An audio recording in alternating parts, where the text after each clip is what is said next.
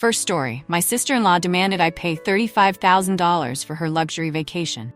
I said no. To start, I am a 46-year-old woman, married, and have 3 kids. 10 years ago, we came into a lot of money.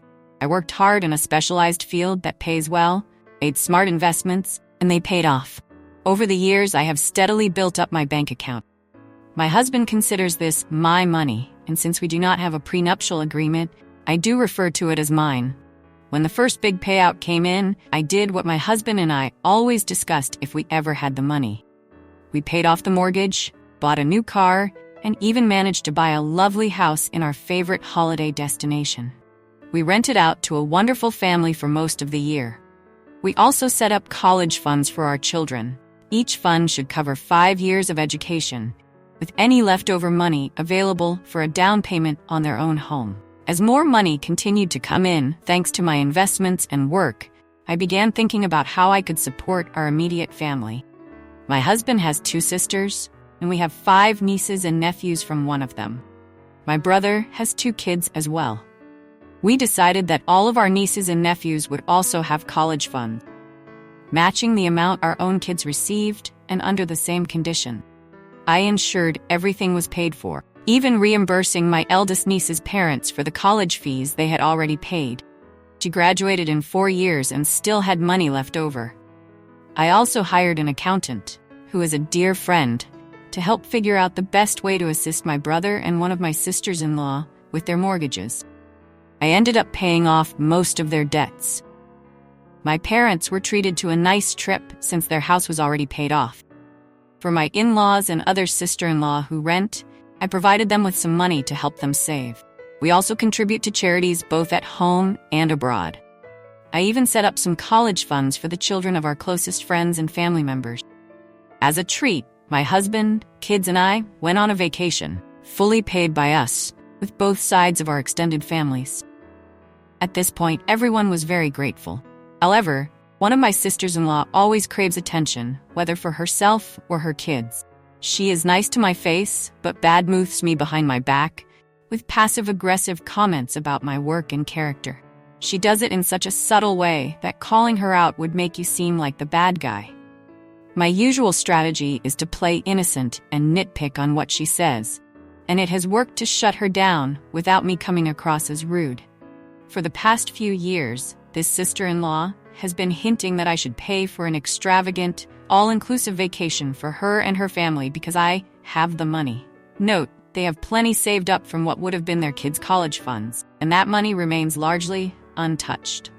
Then COVID hit, and she went quiet, taking the pandemic very seriously. Now that restrictions have mostly lifted, she threw a birthday party for herself and her son because he really wanted one. We showed up with gifts, a voucher for him to buy camping gear, and a separate voucher for her to use however she wanted. I even threw in sunscreen and drinks since I knew she was planning a trip of some kind. Or so we thought. She asked about our holiday plans, and we mentioned that we were not going abroad, just staying in a cozy cabin locally. It is nice but not luxurious. We would still have to cook and shop for groceries. She responded, "Oh, that is nice. We are still deciding what we want to do." My husband and I both sensed what she was hinting at, so we started suggesting different options to steer the conversation away from trouble.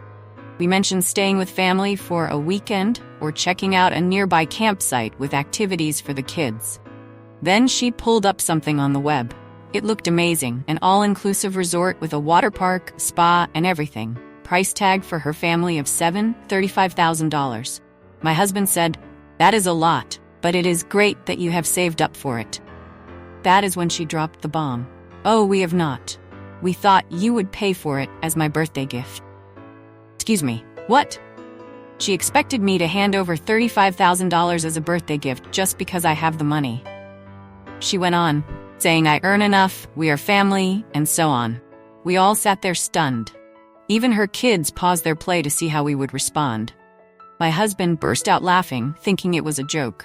Her dad just watched silently, and I did a pretty good impression of a fish. But no, she was dead serious. "You have the money, you can just give it, you will not miss it." This woman has shown her disdain for me and my work countless times in sweet, but passive-aggressive ways. My husband and even her father have called her out on it. I finally found my voice and said what she did not want to hear. No. She started arguing, saying I have the money, I could easily pay for it. I said, I do have money, that is true. She interrupted, oh, that is great. I continued, but I will not. She got defensive, saying they deserve it, and that I will not miss it. She even pulled the "We Are Family" card. I responded, yes, we are family. Yes, we all deserve a nice holiday after everything with COVID. But no, I would miss the money because it will not be in my bank account anymore. She and her husband continued to rant about why they think I should pay. I finally said, listen, you have made it clear you do not respect me, my work, or the sacrifices I have made to earn this money. You do not appreciate that I paid off your mortgage, covered your kids' college education, and even set aside money for their homes. You badmouth me and even told people my husband should divorce me. She tried to deny it, and her husband called me a liar. Her kids stepped in and admitted they had heard her say awful things about me. Her own son had even recorded her making nasty comments while he was filming a TikTok. He showed us the video, and her husband went silent. When she realized she was not getting the luxury vacation, she switched tactic. Fine, then do not pay for the holiday. At least cover our plane tickets and let us stay at your holiday home. Remember, I rent that place out to a family who cannot travel due to COVID and prefers to stay put. I told her, not happening. First, the family cannot leave. Second, you do not get to make demands. The voucher we gave you is already generous. Maybe use it toward a holiday. Third, we have already taken you on a fully paid vacation. Fourth, if you want more money, find a better paying job and have a degree. Lastly, you treat me poorly and still expect me to hand over my hard-earned money? She tried to play the victim and turned to her father, who completely sided with me. He told her he knew how hard I have worked and the sacrifices my husband and I made. My husband was furious and told her in no uncertain terms that this was not happening and how dare they even ask. We packed up our kids and left. Later, my mother-in-law, who has a soft spot for this sister-in-law, called, trying to make excuses. My husband handled it perfectly and eventually got her to see our side. Here is the funny part. The sister-in-law's kids were so upset that she pulled this stunt that they went into full rebel mode. They were worried it would affect our relationship, but we reassured them it would not. We had a heart-to-heart and explained our reasons for not handing out money beyond the initial gifts. The youngest sided more with their parents, but the others understood and stayed for dinner. Since then, the kids barely talk to their parents, except for basic things like chores and update. Some family members, roped in by the sister-in-law, tried to guilt-trip us, but that quickly ended when her son posted the video of her badmouthing me. The sister-in-law and her husband faced backlash and got uninvited from events. We even received apologies from some of the family members who understood both sides.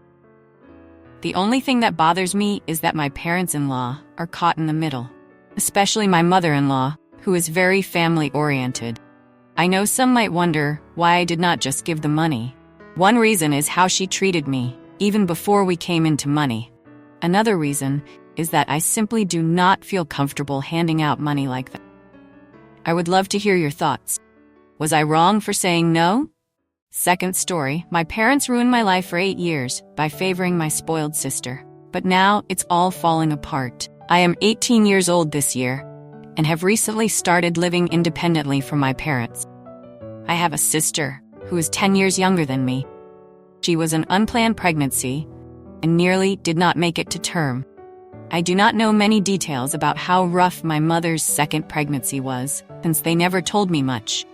But I do know that it was so hard on her body that she could no longer have children. After my sister was born, my mother was in and out of the hospital repeatedly that year, and almost did not survive the birth. This experience made both of my parents latch onto my little sister because they knew she might never have been born. Since then, I felt like I was just the other kid in the house, except when they needed me to be a free babysitter. The level of favoritism my parents showed over the years has me believing they were genuinely unaware of what it was doing to me. Now, it is starting to backfire on them, and here is why. Starting with my 11th birthday, My parents insisted I let my sister blow out my candles because she was 2 years old and cried whenever she saw a birthday cake that was not hers. I did not want to do it, but my parents forced me into it. They relit the candles for me to blow them out afterward, but the moment was already ruined. The same thing happened the next year, and every year after that. It became the norm. My sister also had to receive presents on my birthdays, but I never got anything on hers. When I asked why, they simply said, "You are a boy, and boys do not need to worry about such things." Even as a child, I knew how unfair that was, but they did not seem to care. On top of that, my parents always chose a place for my birthday that my sister liked more than I did. Eventually, it felt like my sister was getting 2 birthdays a year while I got none. Beyond that, my parents made their entire lives revolve around my sister. If there was something I wanted to do, my sister had to agree to it. Otherwise, it was vetoed unless I could do it alone.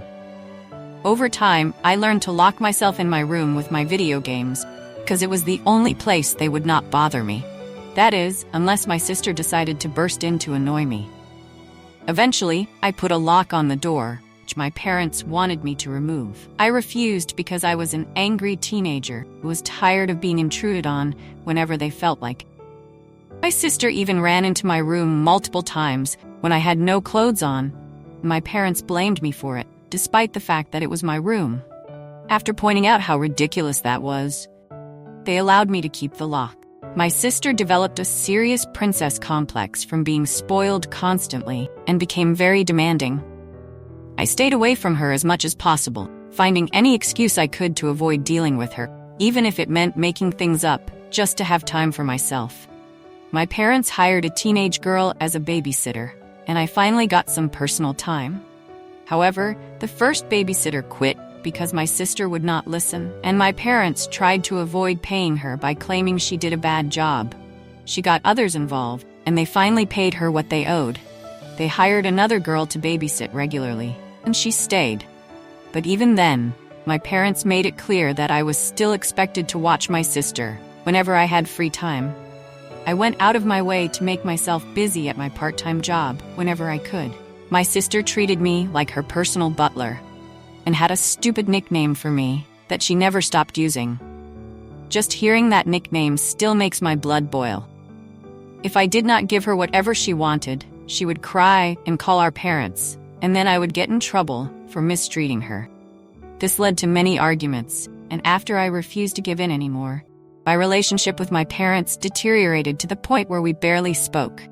Despite that, during my high school graduation, they had the nerve to brag to other parents that they were the reason I worked so hard. They were not entirely wrong, but not for the reasons they believed. I worked hard to bide my time until I could finally be free from them. My parents acted like they had done so much for me, but after my sister was born, they only cared about her. They never asked about my school life unless parent-teacher conferences were coming up. I graduated with a B and C average. And after my graduation, my parents took me to a place where my sister would have more fun than me, even though the trip was supposedly for me. On my 18th birthday in July, everything came to a head. Even though it was my big milestone birthday, it did not feel like it was about me at all.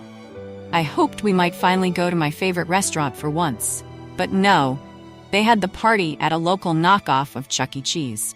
This place was the go-to spot whenever anything big happened, including my high school graduation.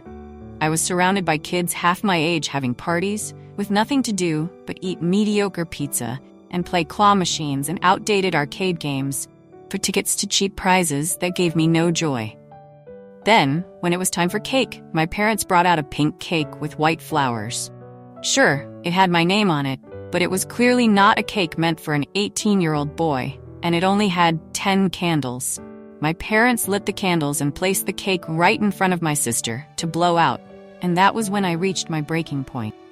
All the pent-up anger from the last 8 years hit me at once, and I started ugly crying, an 18-year-old boy crying in front of everyone. The room went dead silent as everyone stared. I got up, and all the frustration I had been holding in spilled out in a flood of words. The entire family witnessed the meltdown. When I was done, I walked outside to sit by the family car. Several relatives came out to apologize and explain that they did not know about the pink cake because my parents kept it covered until it was served. I told them it did not matter whether they knew. They all watched for years as my life was overshadowed by my sister, and on the biggest birthday of my life, they expected me to just smile and accept it, while my sister got a cake meant for her, even though it was my birthday. They offered more apologies but made excuses that they thought I was okay with it because my parents said I was. I told them I was never okay with it and that my parents forced it on me every year until I pretended to accept it. I spread my arms wide and pointed out where we were. Did it look like a place I wanted to celebrate my graduation and 18th birthday? None of them ever stood up for me, and I was just the other kid while my sister got everything. I could not even have my friends at my birthdays anymore because my parents stopped letting me invite them after they complained about my sister blowing out my candles. Out of 365 days in a year, was it really so much to ask for just one day that was about me and not her? Instead, I was treated like the selfish one for wanting my own birthday. And then I started ugly crying again. By that point, my father came outside to yell at me for causing such a scene. He was furious because my mother was crying. My sister was upset that I ruined her moment. And now everyone who saw what happened thinks they are bad parents. I yelled back that they are bad parents, and they should know exactly why. The rest of the family then descended on him like a pack of wolves. Better late than never, I suppose. They all went back inside with him to confront my mother as well. My grandparents stayed with me and apologized for being blind to it all for so long. I do not know what was said to my parents inside, but it was about half an hour before they came out, looking completely defeated. My mother was still sniffling, and neither of my parents could look me in the eyes. They awkwardly apologized for what they had done and offered to redo the party somewhere else, but that was not enough for the crowd. One of my uncles cleared his throat loudly, and my parents promised they would never make me let my sister blow out my candles again, or give her presents on my birthday, or make any part of it about her. There was another loud throat clearing, and they also apologized for getting a cake that was clearly not meant for me.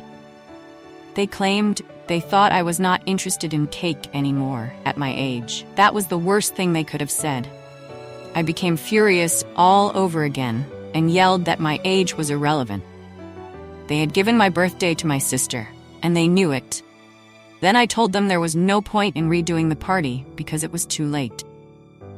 They had shown how little I meant to them by ruining 8 years of my life, and there was nothing to look forward to in the future. My father started to get angry at me for saying that, but the entire family yelled at him, and he shut up. My grandfather told him I was absolutely right and that there was no way they could undo the damage they had done. He called my parents awful people for playing favorites and treating me like the black sheep since my sister was born. He also said the entire family was to blame for letting it happen, and that I was owed far more than an apology. I was owed my life back.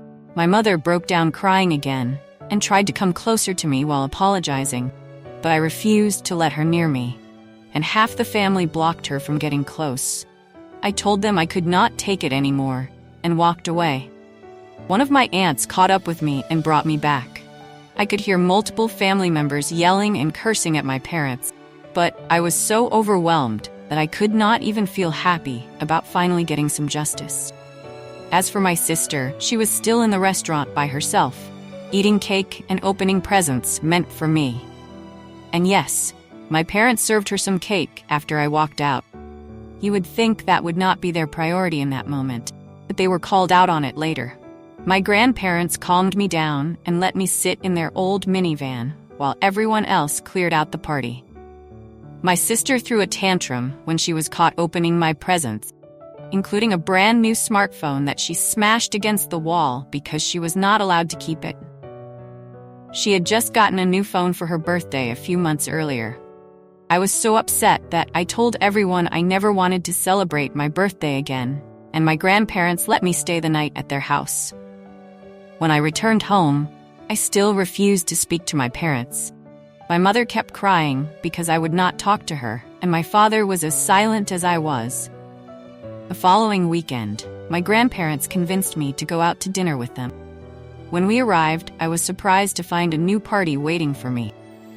My parents were there, bearing forced smiles the entire time. They had a big chocolate cake with 18 candles and a banner with my name on it. They called it my belated birthday and graduation party, because I did not really get to have either one. I had to pretend to be happy because one good party does not make up for 8 years of favoritism. And where was my sister? She was sulking at the table with her arms crossed because it was not all about her like it usually was. Instead of singing Happy Birthday, they sang a different version called Happy Day. When I blew out the candles, my sister let out an ear-piercing scream. My parents had to rush her out and bring her back later, looking even more upset. She quietly pouted in her seat for the rest of the party. I did get a new smartphone, and my sister had hers taken away for what she did at the previous party. But the phone was not all. The whole family chipped in and bought me a car. It was an old white Volvo, but I loved it as soon as I saw it. My grandfather, who knows a lot about cars, fixed it up himself. I was thrilled, but my sister was not. She let out another scream and threw a tantrum, demanding a car for herself. My mother had to take her to the bathroom, and they did not come back for a long time. My father just looked even more defeated. My sister had ruined their attempt to look good in front of the family. Several relatives also told my parents that my sister's behavior was a result of how they raised her, be a spoiled princess, and that she would struggle in life if they did not teach her respect. I started driving the car right away, but only a few days later, my sister vandalized it by smashing 2 of the windows with a hammer and cracking the windshield so badly, the car was undrivable. My parents managed to stop her before she did more damage, but she screamed and tried to bite them when they took the hammer away. Everyone was furious with her, especially my grandparents, because my grandfather had put so much work into that car. My sister was so spoiled that she could not handle the idea of me having something she did not. Many family members criticized my parents, saying they were setting my sister up for failure by making her entitled. They warned that she would have a difficult adult life if they did not start teaching her discipline. This time, her actions did not go unpunished. My sister was grounded for the rest of the summer and was sent to boarding school at the start of the new school year. My mother cried endlessly about it, but my father insisted it was the only way to start fixing the damage they had done. They fully admitted that it was their fault. It was hard not to, since no one sided with them. My sister is miserable at the boarding school. She hates the clothes, the rules, and lies constantly, but with cameras everywhere, she cannot get away with it. My parents tried visiting her a few times, but she just screamed at them for sending her there. From what I hear, she may be stuck in that school until she turns 18. My parents paid to fix my car. They had the windows and windshield replaced, and it looks as good as new. In August, my grandfather found me a job working for a friend, but it was 40 miles away. This meant I needed to move out of my parents' house unless I wanted a long commute. I was more than ready to move. Finding my first apartment was not easy, but after getting approved for a credit card, I secured a studio apartment. I have been living there since September. My parents keep trying to contact me, but I rarely speak to them. Whenever we do talk, it feels awkward and uncomfortable. My grandfather suggested that my parents do not want to acknowledge how badly they failed and are seeking forgiveness to make themselves feel better. But I am not ready to forgive them anytime soon. For the first time, I am finally happy and free from them. Now, they have nothing. They do not have me, and they do not have my sister. My parents had to take on extra work because the boarding school is expensive, and so were the repairs to my car and the party they threw for me. They are left with an empty house, angry relatives, and their demanding jobs. It seems like a miserable life, but it is the result of their own actions.